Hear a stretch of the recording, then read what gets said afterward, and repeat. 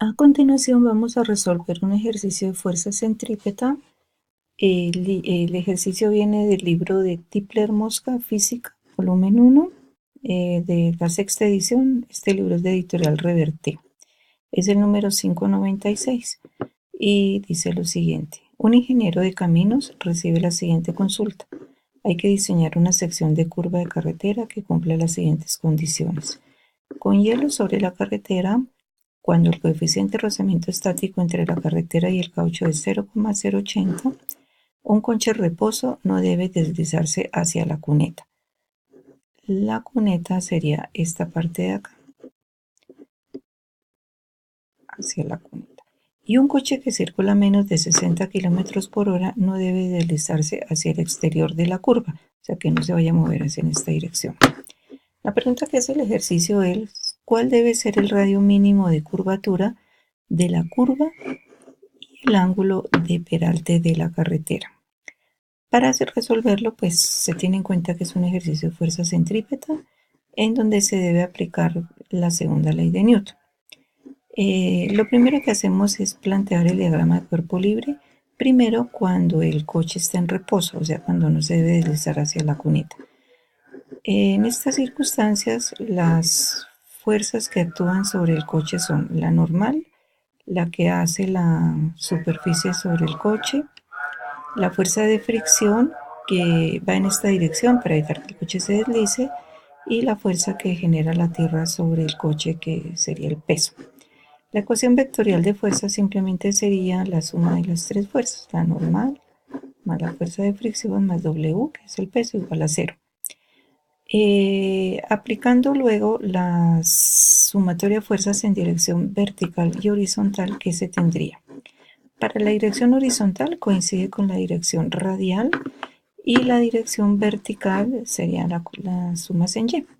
Entonces, en dirección horizontal, ¿qué tendríamos? La normal por el seno del ángulo menos la fuerza de fricción multiplicada por el coseno, igual a 0. No hay más fuerzas en dirección horizontal. En dirección vertical, ¿qué tenemos? La normal por el coseno del ángulo más la fuerza de fricción, que como vemos aquí es positiva, menos el peso igual a 0. Para determinar el ángulo del peralte lo podemos hacer simplemente con esta ecuación, ya que tenemos en cuenta que la fuerza de fricción es igual a μ estático por la normal. Entonces de acá simplemente reemplazamos la normal, seno del ángulo, menos fuerza de fricción, pero en lugar de fuerza de fricción escribo μ estático por la normal por el coseno.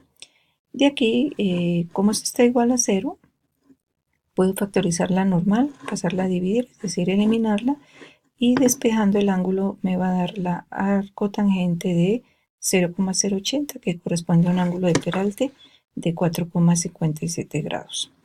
Ahora, para determinar el radio de curvatura, utilizo el diagrama de fuerza sobre el coche, en el cual vemos que la fuerza de rozamiento ahora se dibuja en esta dirección, cambia de dirección, con el fin de evitar que el coche se deslice hacia la parte de afuera de la curva, como dice acá. Entonces simplemente volvemos a aplicar en primera instancia la sumatoria de fuerzas vectoriales, la normal de nuevo, más la fuerza de fricción, más el peso, igual a la masa por la aceleración centrípeta. Ahora expreso de nuevo, como en el caso anterior, las ecuaciones escalares del movimiento para la dirección horizontal que tengo, la normal por el seno del ángulo, más la fuerza de fricción por el coseno del ángulo. Como estas dos fuerzas no están equilibradas, se va a hacer igual a la masa por la aceleración centrípeta, que es b cuadrado sobre r, y r es nuestra incógnita en este caso. Sumando fuerzas en Y, que tenemos la normal por el coseno del ángulo menos la fuerza de fricción estática, que como vemos la componente es negativa, menos el peso. Para resolver estas ecuaciones volvemos a tener en cuenta que esta fuerza de fricción es μ estático por la normal y simplemente las combino. Reemplazo los valores numéricos que me da el ejercicio y obtengo un radio aproximado a 177 metros.